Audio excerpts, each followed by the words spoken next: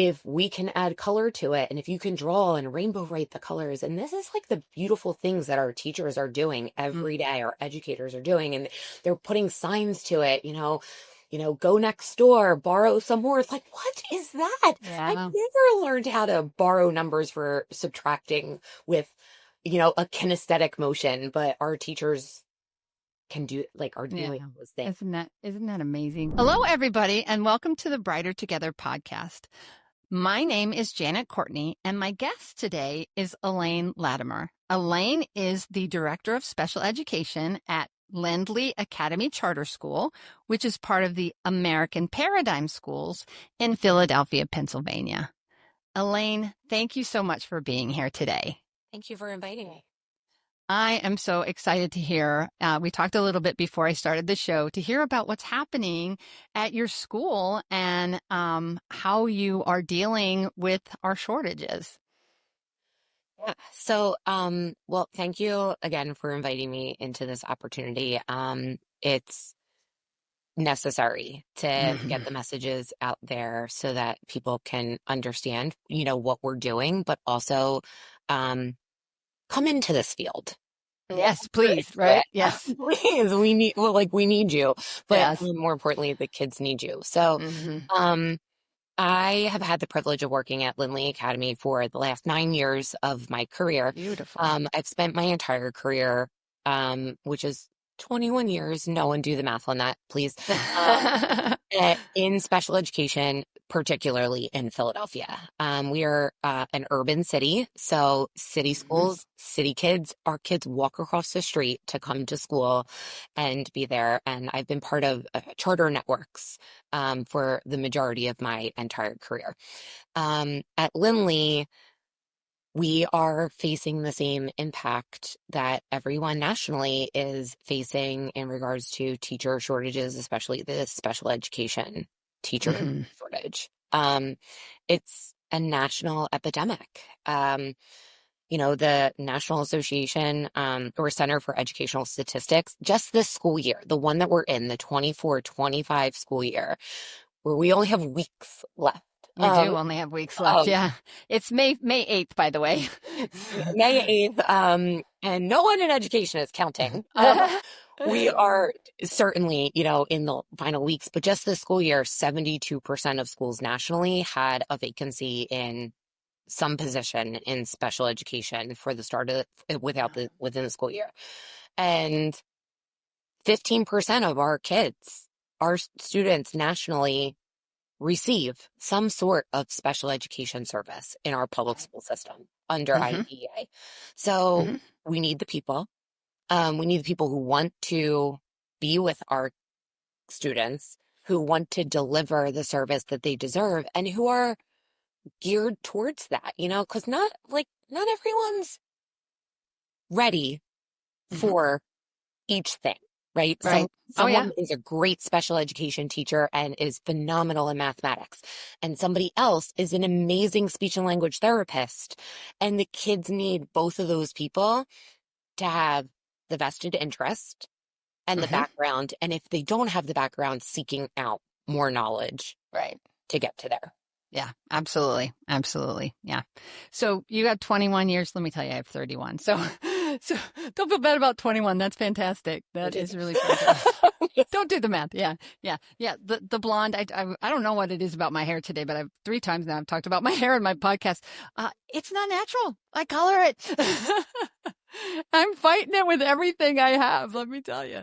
So, but that's okay. And the education realm creates more grace. Yes, it does. It does. It does. Especially in the wake of what we've been dealing with post-pandemic. Yeah, post-pandemic, and it is post-pandemic, and it's kind of it's heartbreaking. It's really heartbreaking. So, I know you guys have some interesting and innovative and out-of-the-box solutions. What are you guys doing? We are home growing. We have our little planter boxes in our building, and we are making those marigolds grow into teachers. So, I mean, it started out with taking some, my principal loves when I steal, but I'll steal those top tier gen ed teachers, the ones who have been teaching literacy or math for years. And I'm like, you've really got the skills. Don't you want to come over to this team? And don't you want to Yeah. work in small groups all day? And don't you want to see those kiddos' charts rise? And you're the reason that that's happening in partnership with their families and all of those things. So it started out as that. But then, in conjunction with my direct supervisor, the CEO of Lindley Academy, Dr. Marjorie Cavallo, we've made connections with local universities to bring in and develop our student teaching program. So we're partnering with our Fantastic. local universities. We're getting the student teachers, and from those student teachers, again, we're growing those marigolds. We're watering them. We're coaching them appropriately. We're teaching them that urban education is not scary. It's Hmm. not, don't be when you come home from the weekend from school or you're home for a holiday and your mom says, "Where are you student teaching? Is that a bad neighborhood?" There are bad people in every neighborhood. Yes, there are. There Hmm. are great people and great families in every neighborhood. And our Hmm. neighborhood, just because we're a city school, is not a bad neighborhood.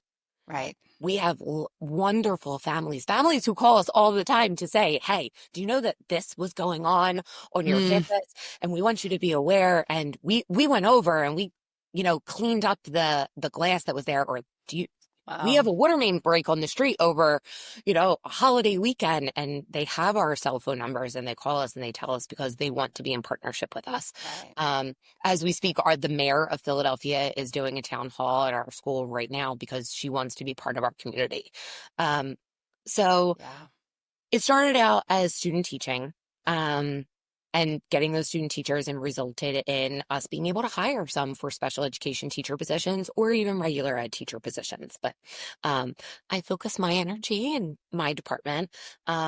But we have developed that even further into pre-service student teachers. So now we have pre-service student teachers coming in partnership with the universities, doing alternatives to observations, alternative spring breaks, alternative fall breaks, and spending a week, several days over the course of a month in our building, observing teachers, asking teachers questions, um, like what do you like about this? What's hard?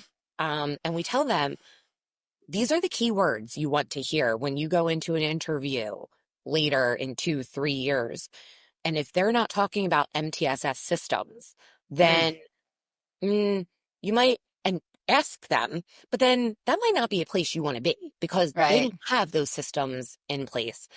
And we're just trying to teach them how to be better prepared for the workforce too, because that's definitely a post-pandemic Hmm. Right. Yeah. workforce initiative and, people who want to be physically in buildings and the teaching doesn't happen online. Can and Hmm. there's, a great group of students and families who thrive in an online environment, but public schools, we're in person and Yeah. our Hmm. kids come and they get their meals and they have a place that loves them and they learn reading on the side and And math. they need that safe space sometimes. That one of the things that was what broke my heart during the pandemic, because we are online, I mean, we don't do everything online, but we are online, an online therapy company, and online works in places. It doesn't work everywhere. But what broke my heart for kids was when all of the schools closed, the only place that some of these children, and I'm not saying this is Philadelphia, and I'm not saying it's your school, but I knew that there across the country there were kids that the only state place they had was school, Mhm. and that was just closed on them and closed for a whole year, and it was heartbreaking. And so one of the things I prayed for all the time was, Lord, protect those kids, the kids that, they didn't, I know schools that did food, lunches and provided meals. Yeah, you guys did that. Awesome. But, it didn't replace the fact that there was, and what, it just broke it really did. It broke my heart. And I prayed all the time for those kids because I knew that there were kids that we were going to lose because they were not in a positive environment. And it's hard enough when you get them there to get them to a place where they can be ready to learn because they live in that kind of environment. But it just, yeah. So I totally am. I'm totally right there with you that some students absolutely need to be at school. They do. They absolutely need to be there. And So it's their fundamental right. they It have is. the right to Hmm. a free and appropriate education, Yeah, public that's what education. IDA is all about, right? Free, It's the whole basis of the whole everything basis. I Yeah, do every that day. FAPE They page. have a Yeah. right to learn Hmm. in Yeah. the best way that they can. Right. Absolutely. It's yeah. And yeah. I need to stay away from the politics here. I'm going to get myself in trouble. Same. Please. But I agree that free, appropriate public. And for those of you that are listening that don't know what we're talking about, if you're not an educator, which I think most of you are going to be, but those of you that don't know, part of the Individual with Disability Education Act is and the foundation of it is a free, appropriate public education. And that's a page on the IEP. It's called the FAPE page, FAPE, free, appropriate public education. That's what we're talking about. And it's important. And it is the right of children to have that education. And that law has been around since the 70s. It is not going anywhere. And they have affirmed it and reaffirmed it. And our government does agree that education is something that needs to happen. And I'm going to stop there, but that it's important. It's really How important. wild So, is it that it took till the 70s mm-hmm. for Yeah. children, with special needs to be recognized as they can learn? Mm-hmm. Yeah. Yeah. You And know, some of it is our own ignorance. I mean, not knowing. I mean, and discipline. I mean, when you look at discipline, how much has discipline changed in even the last 20 years? I mean, I was a product of the 70s. Again, don't do the math, but it was not, we looked at the behaviors and tried to deal with the behaviors instead of what was the underlying cause. mhm. And so that's been a shift in my career that I have seen in the last 30 years as, instead of just punitive, for the behavior, let's figure out, and BCBAs have done so much for that.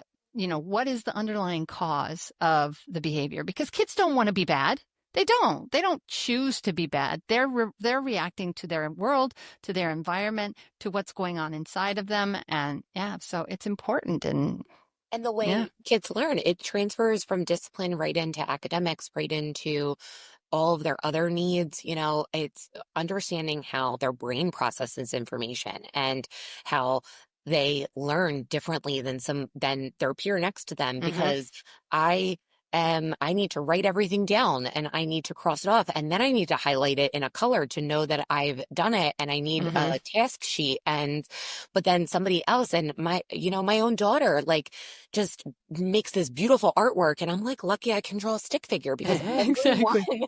just learns so differently. And if Yeah. she has the opportunity to learn through art and through music, and she grasps it so much better. And I was just never that Mm-hmm. student. And we have classrooms of 30 kids that are all learning in a different way because their brain is processing the information in a different way, or they're receiving the information in a different way. So we need, our special education teachers, our related service providers, they have that skill set to tap into that untapped knowledge, like, Mm-hmm. oh, I've figured out that you love gameplay. So if I can just make you think that this is a game and learn Yeah. sight words, then, you are going to learn those sight words. And if we can add color to it, and if you can draw and rainbow write the colors, and this is like the beautiful things that our teachers are doing every Mm-hmm. day, our educators are doing, and they're putting signs to it, go next door, borrow some more. It's like, what is that? I Yeah. never learned how to borrow numbers for subtracting with, a kinesthetic motion, but our teachers are doing Yeah. those things. Isn't that amazing? That is They're amazing. heroes. Yeah. They're like, Yeah. they don't even know, like, that they're doing it. I'm like, Mm-hmm. what did you just do? Yeah. Right. Yeah. Like, do you know how many modalities you just tapped into? And they're like, oh, really? Yeah. Yeah. Good. You gave me a name for it. That's fantastic. Right. Right. And I love the term neurodivergent, because it really, that's also a relatively, it was not, I never heard neurodivergent and when I was in school. And it's so true. And understanding that neurodivergence doesn't mean disabled. It just means that you process things differently. And I love that too, because it's so true. When we can, and knowing that education has adapted and is taking those kinds of steps. My son is neurodivergent and he thinks way different than I do. And I just look at him and he's like his dad. I mean, his dad is, he got his dad's way of processing thing, and my other two got more the way I process things. But I think he's an extreme version of his dad, but he's very good at what he does.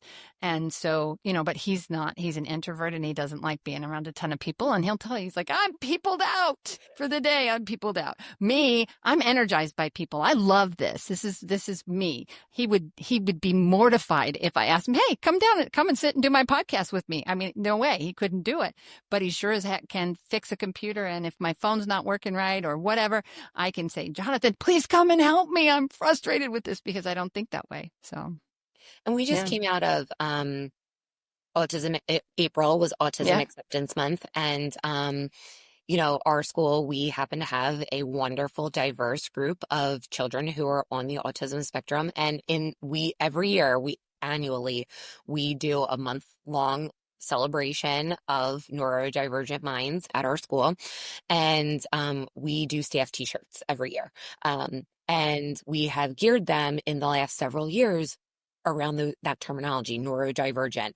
And we are celebrating minds of all kinds and celebrating the brains of different thinking. And so our shirts don't say autism acceptance anymore. They say neurodivergent acceptance, or celebrate neurodiversity, or we're celebrating last year, I think it was celebrating minds of all kinds. And nice. I like that. Yeah.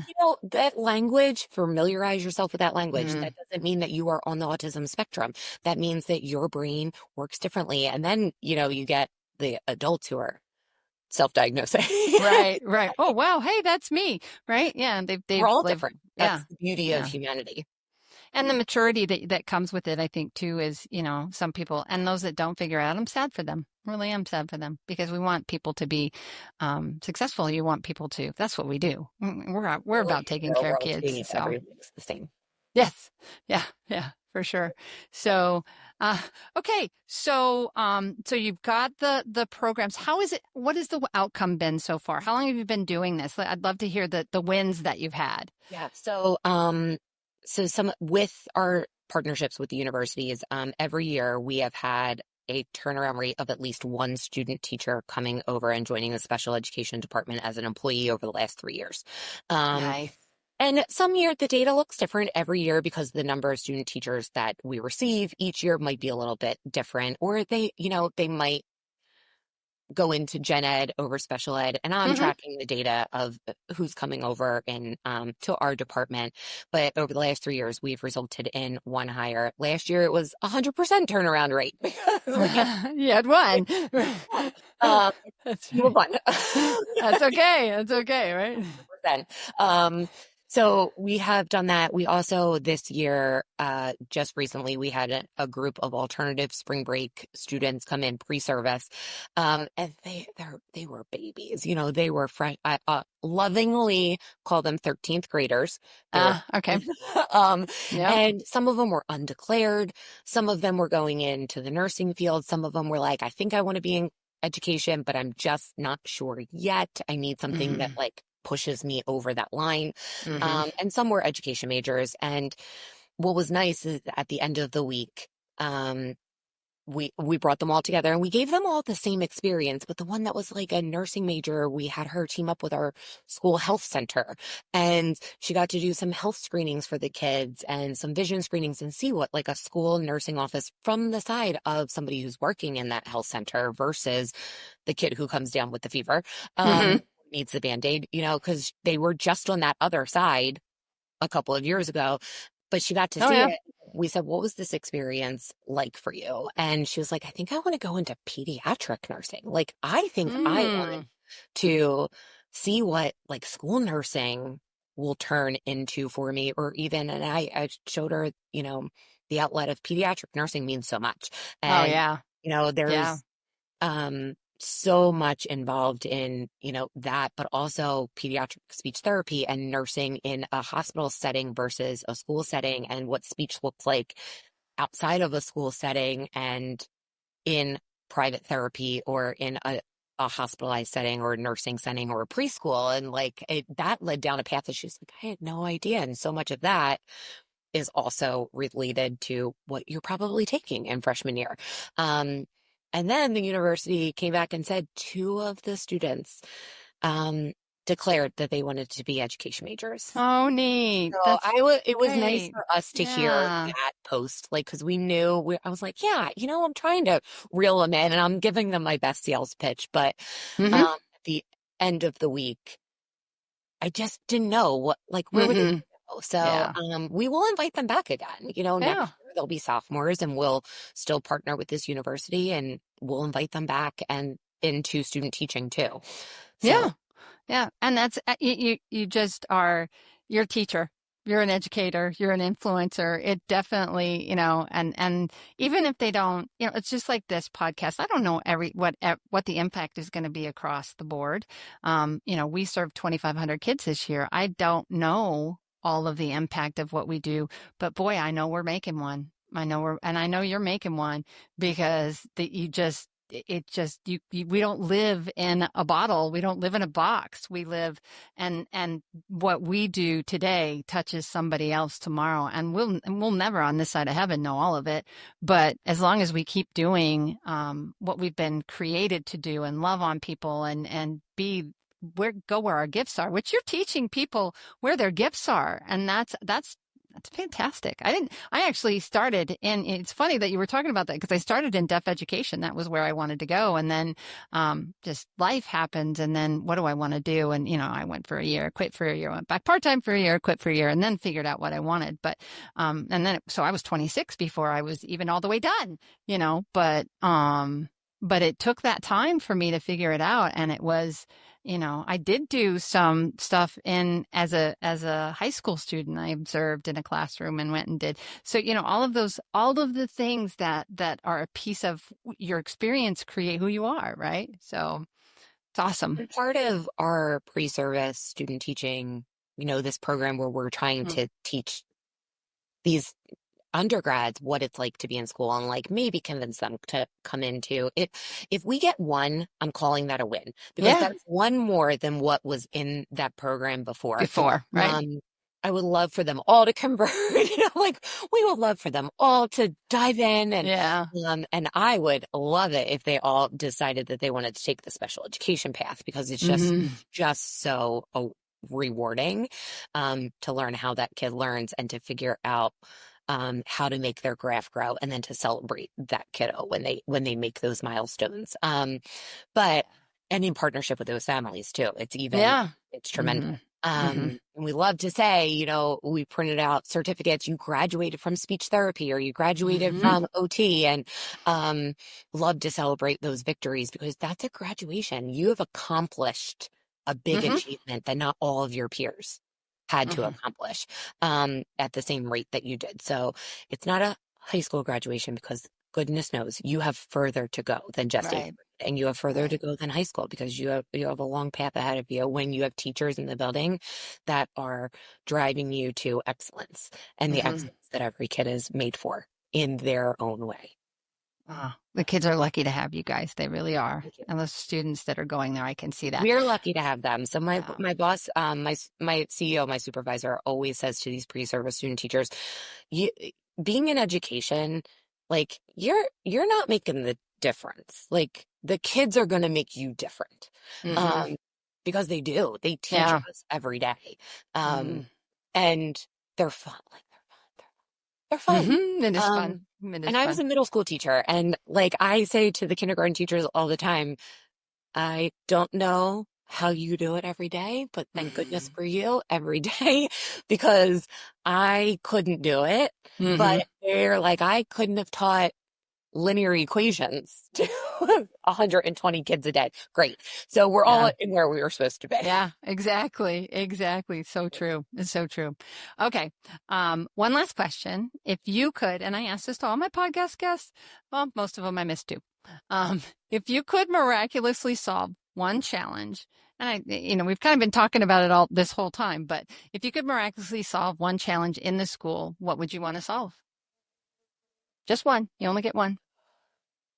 Solve one. In my school, Oregon Doesn't education. matter. Just in school. It's just in school. What would you if you could just say, I want this thing fixed, what would you fix? And it would be fixed permanently. So I have a magic wand Yeah, in this sure. Yeah, it scenario. can be. Yeah. I want every child to have access to a library of books at their reading level Oh, at nice. any point in time. Very Like cool. that they close their eyes, snap their fingers, and they have a book in front of them that they're interested in, Mm-hmm. that's Mm-hmm. on their level, so Yeah. that they learn to love reading. Yeah. I like, You learn to read and then you read to learn. You and then do. you need to learn. Yeah. It's And funny it that you say everything you do because it you have does. to Yeah. read to understand that math equation, like, Mm-hmm. or to understand the science of what you're Right. doing and the engineering and all of the things. Yeah. One of the things as an SLP that I always told my parents, I didn't care what level the child was at, read to your kids, read to your child, read to your child. If you do nothing else, if you don't do anything else I tell you, as a mom or as a dad, is take 15 minutes a night and read to your child. And obviously I did that. And then my kids are excellent readers, but they surpassed their mother. They really did. But I read to them all the way through like middle school, high school. I mean, we would take and find a story that everybody, one time we read The Hobbit. I mean, I just, it just was, the boys were in. It's funny. That's one my daughter bowed out of. She's like, no, mom, I'm not interested in that book. And, A tough one. The tough yeah, read. yeah, it's a tough read. Tolkien was no joke. Yeah, no, he wasn't. We did Watership Down one time, and many other books. I can't even tell you how many, but I have said that so many times to my parents. Read to your children, just read to them. And And my read what parents you didn't want. read to me, and I struggled with reading as a small child. And I was one of my, everybody talks about their teacher. That one teacher taught me how to read and how to do it. And then I found the love of books, and now, and then I'm one of those moms who like every single classic book that's out there, I would have it for my kids, and then the other books that they like, I don't care what it was, I wanted to read. So I totally get it. I agree. We never shy away in my house from No. spending a weekend in an indie bookstore and Oh, that's a treat. Yeah. Oh my goodness. Yeah. right, My like kids love it when I take them to the bookstore because they know I'm going bookstore. to buy them books. I don't Yeah, care if what they're do you all want for Mother's grown. Day? Let's go to an indie bookstore and everyone has to pick out a book. Oh, fun. Yeah. That, those Yeah, kinds of things. So, absolutely. but also Okay. we say to families, read what you want. Yeah. Um, you Yeah. can listen and follow Mm-hmm. along Mm-hmm. because some are auditory learners and read the back Mm-hmm. of the cereal box, but the cereal boxes were much better in the Oh, 80s yeah. They used to than be great. Yeah. They used to be they are great. Yeah. now. So much. But read the Yeah. back of the cereal box. Graphic novels are incredible for implying inferencing skills and learning what those conversations actually mean and digging into ththose conversation And skills. creating your own conversation from them, right? Yeah, it's like take that. What do you think they're saying? I love doing that. I love going to the mall and go because there's as many stories as there are human beings, and sometimes I'm a people watcher, and because people are fascinating, and you sit there and you watch them. And my son and I used to do this, and we'd make up our own stories for that person. What do you think? Why is he wearing that? And just make up a story about why they're at the mall and what they're looking for. And, just the creative side of it was super fun. So. And when kiddos can identify words in their world and they see that the stop sign says stop and they see like they could read those signs in their world, or they get the piece of mail and they can read the title of that circular that comes in the mail, your child has become a reader. Yeah. Yeah. I love it when they recognize their name for the very first time. Yes. That's a really cool point too. Yeah. Anyway, we need to stop. This has been a great conversation. Elaine, thank you so much for being here. I could talk to you for another hour. I really could. Where should people go though, if they want to learn a little bit more about you and a little bit more about your school? So, American Paradigm's website, americanparadigm.org, they can go to directly get to our four American Paradigm schools.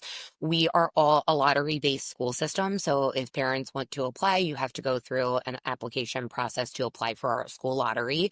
And it's a lottery. But our lottery specifically for Lindley is for students in our neighborhood first. Oh, nice. So Mm-hmm. students who live in our catchment area get in first. And I would love to see our wait list grow. I would love to see more students come in, and um, families can reach me. My email address is on the website, but it's elatimer@ap-schools.org. I'm also on LinkedIn. Fantastic. There you go. Well, great. Thanks once again for being on the Brighter Together podcast, because we really are brighter together. Thanks, Elaine. Thank you so much for this opportunity.